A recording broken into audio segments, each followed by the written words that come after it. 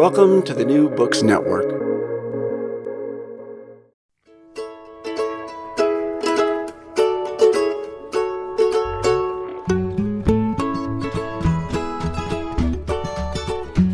Hello, and welcome to Recall This Book, where we invite scholars and writers from different disciplines to make sense of contemporary issues, problems, and events. I'm John Plotz of the Brandeis English Department, flying extremely solo today, as I will explain.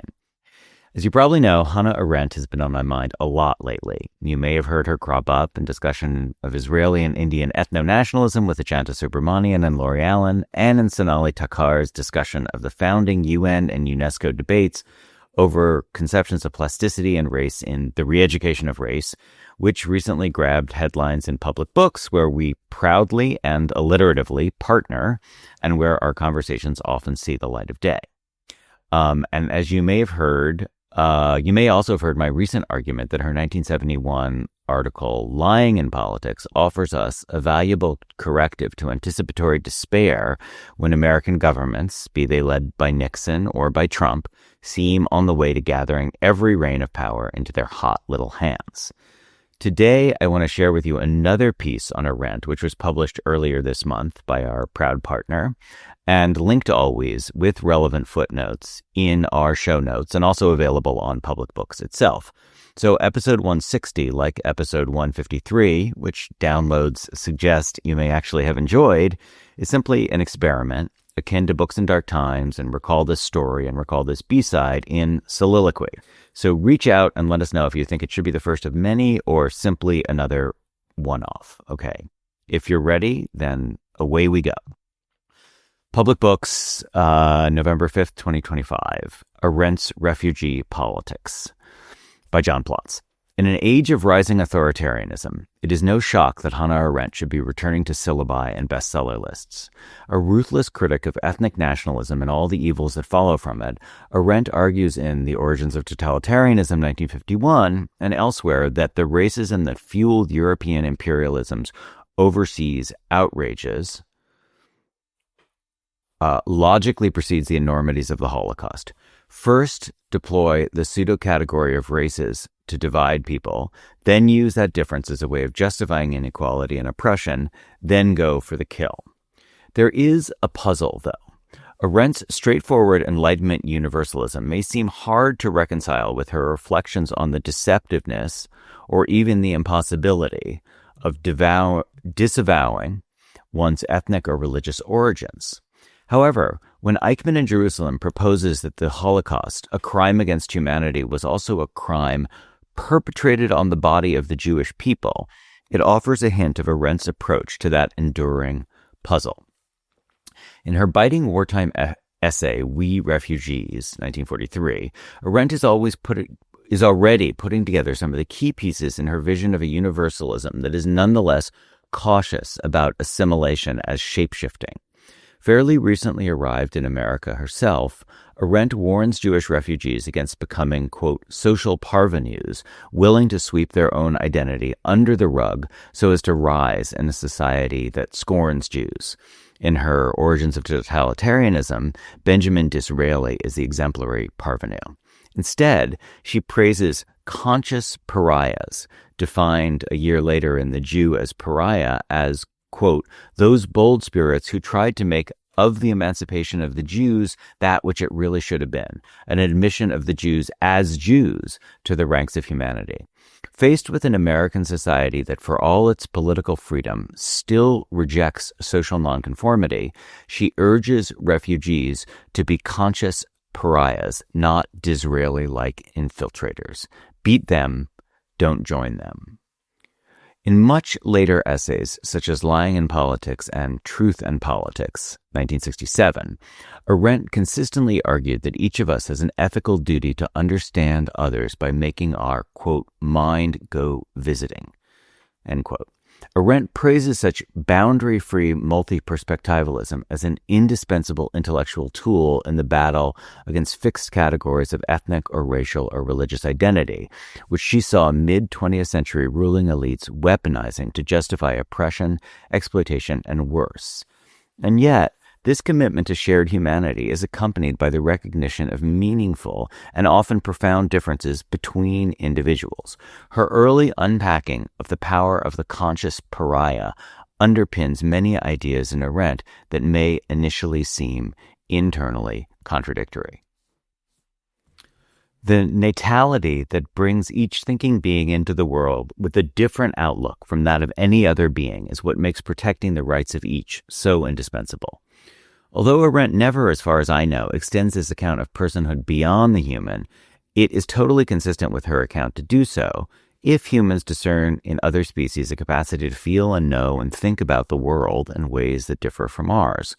We are connected and require one another not despite, but because we differ from one another. As she puts it in The Human Condition, 1958, plurality is the condition of human action because we are all the same, that is, human, in such a way that nobody is ever the same as anyone else who ever lived, lives, or will live. All over the world, those in power rush to justify their own acts of oppression by citing past enormities visited against their own group. Arendt, by aligning the body of the Jewish people with other targets of crime against humanity, urges readers to imagine themselves as potential objects of such oppression and persecution. Whomever they came for first, tomorrow, it could easily be you. We Refugees lays out what Arendt thinks follows from the fact that each of us is tossed into the world with certain attributes, which we deny or conceal, not only at our own peril, but also with the result of making the world unsafe for others. Why should our decision to conceal or ignore aspects of our identity, in her terms, to act the parvenu, endanger others? Because crimes against humanity are always perpetrated on some set of bodies that has been singled out from the rest. We ignore such differences, latent or activated, at our peril. We Refugees appeared in English in the tiny journal Menorah, just as German refugees in America were learning the news of concentration camp confinements and murders on an unprecedented scale, and before the fact registered or was accepted in America at large. There's also another salient context. As Elizabeth Young Bruhl shows in Hannah Arendt, For Love of the World, Arendt was repelled by both moderate and radical Zionist positions laid out in the May 1942 Biltmore Conference. Her objections to the Biltmore Declaration inspired her, during the same months she was at work on We Refugees, to formulate a vision of a future Palestine that repudiated not only the concept of a, quote, Jewish commonwealth, but also the sectarian division implied by any notion of minority and majority rights within the unitary state. Both contexts are crucial. She was thinking about Jews as victims of an unfolding genocide and about Zionists who aspired to dominate other residents of their intended future homeland. Both frames illuminate the ways that We Refugees unpacks the logic of Arendt's frequently cited response to Nazi anti-Semitism.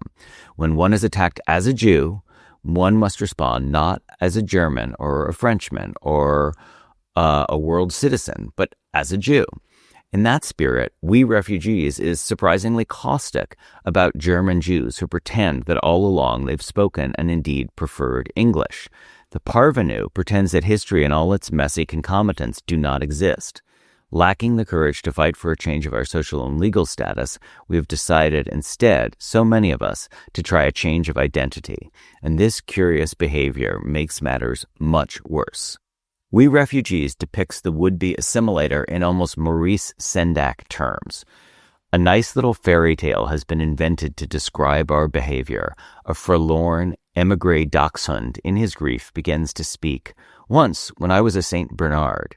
Entering a new nation, confronting an unwelcome flow of refugees, Arendt thinks it is a terrible idea, unethical, and ultimately unhelpful, simply to try to blend in. In effect, her denunciation of parvenu politics is a warning about the good immigrant rhetoric that has proved such a noxious force in building Trump's surprising appeal to newly minted Americans.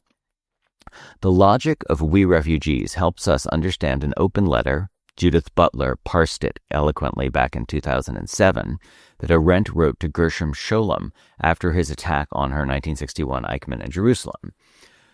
I do not love the Jews, nor do I believe in them. I merely belong to them as a matter of course, beyond dispute or argument. Arendt grants, as Sartre seemingly declines to do in his influential 1946 Anti-Semite and Jew, that there is more to Jewishness than its significance in the eyes of the anti-Semite. However, individual identity need not translate into complex political points about group belonging. Just as I think people should not hate me or kill me for being Jewish, so they should not love me for it. Arendt's refusal of love for the Jewish people is a startlingly radical and highly potent response to the ethno-nationalism that in 2025 comes in both anti-Semitic and philo-Semitic flavors, which sometimes blend together with surprising ease. Arendt's praise of pariah politics and criticism of parvenus and faux assimilation are part of her case against disavowing or attempting to disguise the shameful attributes that may make any one of us a stigmatized object of prejudice. This is a far cry from lending the ethical blessing of post-pariah status to a new national identity. Rather, she wants those who come into power to remember what it was like to be outside it. Don't go telling people you've always been a St. Bernard, or you may come to believe it. Her caution to the German Jews offended by the 1930s race laws, quote, "Is it conceivable that none of them asked himself how many of his own group would have done that same if only they had been allowed to?" is of a piece with her indictment of Israeli bars against intermarriage at the time of the Eichmann trial. Pariahs should not become hypocrites a generation later. We need not imagine what Arendt would have had to say about Israel's crimes against humanity perpetrated on the body of the Gazan people, because we already know that she denounced the ethnic bigotry practiced in 1960s Israel, a milder, premonitory version of the current horrors being visited upon Gazans and other Palestinians under Israeli jurisdiction. One of Arendt's most surprising insights is that professing love for the ex-people may be a way to foreclose on freedom and on humanity just as effectively as professing hatred for the Y people. So what has happened to that opening puzzle about squaring Arendt's universalism with her warnings about chameleonic assimilation? On the one hand, Arendt's vision of humanity that is at its most vulnerable when wedges are driven between different groups, understood as innately distinct. On the other, her criticism of parvenus who arrive in America as refugees and seek to deny their Jewish origin. The solution lies in realizing that Arendt is critiquing those who attempt seamless integration into the new group, as if love for the Jewish people could be corrected by turning it into love for the American people instead. Jews who arrived in America were understandably eager to establish their credentials simply as nouveau Americans. After all, as Arendt puts it, nobody likes to listen to all that. To what exactly? To the fact, hard to bear in 1943, that the Nazi regime was demonstrating that, quote, hell is no longer a religious belief or a fantasy, but something as real as houses and stones and trees. History has created a new kind of human beings, the kind that are put in concentration camps by their foes and in internment camps by their friends. In place of thinking like a parvenu, Arendt argues for rejecting camp logic on all counts. This is what it means to take up pariah politics in the terrible new world, in which people can be classed not simply as émigrés or as aliens, but as refugees. Switching sides does not remove the crime against humanity implied by the original decision to draw that line and to barbed wire it. Since her day, many writers have recognized and struggled to make sense of the category of the refugee, distinct from the migrants and exiles of earlier eras. Like her, they consider the pressure that this new category of potentially permanent displacement puts on the seeming comforts of group identity. As Edward Said puts it in Reflections on Exile, how then does one surmount the loneliness of exile without falling into the encompassing and thumping language of national pride, collective sentiments, group passions? That so many writers on refugees and on their rights, C.F. Naimu, have turned to Arendt for inspiration is one reason to excavate her case for a new kind of national belonging, constituted neither by long-standing tradition nor by shared love between members. Discussing Arendt's enthusiasm for the 1974 Carnation Revolution in Portugal, Lindsay Stonebridge's recent We Are Free to Change the World, argues that Arendt was surprisingly fond of the ancient Greek concept of isonomia. This politics of respect for others' autonomy, coupled with insistence on one's own freedom of thought and deed, has gone by many names. Kropotkin called it mutual aid, Bakunin anarchism. In public books, I argued that Ursula Le Guin thought of it as solitary solidarity. Perhaps isonomia is also a hopeful way of capturing what Arendt values in pariah politics. The parvenu responds to the new hell on earth found in concentration camp and internment camps by seeking shelter inside another thicket of rules and orders, no matter how shaped by bias those rules may be. Expelled from one state and its laws, though, pariahs are refugees disinclined to pledge their allegiance to another. Throughout her career, Arendt wondered what gives certain people the courage to reject any time-tested creed and choose instead to, quote, think without a banister, a famous Arendtian ideal. Even under a totalitarian regime, there always remain a few people capable of evading the pressure to go and get along. How? Those who keep their heads, even in extremity, cannot be relying on what's generally accepted and taken as obvious. In dark times, 1943 and possibly 2025 with its profoundly tainted public and social media, faulty or spurious claims may seem to circulate with just as much authority as reliable reasoning. In We Refugees, Arendt says sympathetically that, quote, very few individuals have the strength to conserve their own integrity if their social, political, and legal status is completely confused. She might have added, though, that those who do survive the loss of social, political, and legal status, and who furthermore resist the temptation to define themselves anew by some other identity label, have found a way to live in truth. In Trump's America, too many have already found themselves refugees, detained or expelled. The rest of us, the not yet captive, can learn something from their fate and also their example. We ought not play the parvenu, which in this context means not bending the knee to the false comforts of conformity to a bigoted political regime that bolsters ethno-nationalism and crimes against humanity elsewhere and is grossly indifferent to its weakest citizens and subjects at home.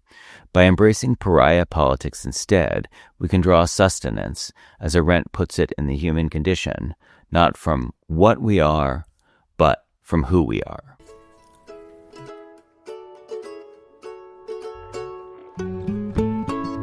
Recall this book is the creation of John Plotz and Elizabeth Ferry. Sound editing is by Kamaya Bagla, and music comes from a song by Eric Chaslow and Barbara Cassidy.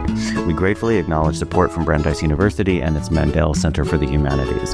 We always want to hear from you with your comments, criticisms, or suggestions for future episodes. Finally, if you enjoyed today's show, please forward it to 5 people or write a review and rate us wherever you get your podcasts.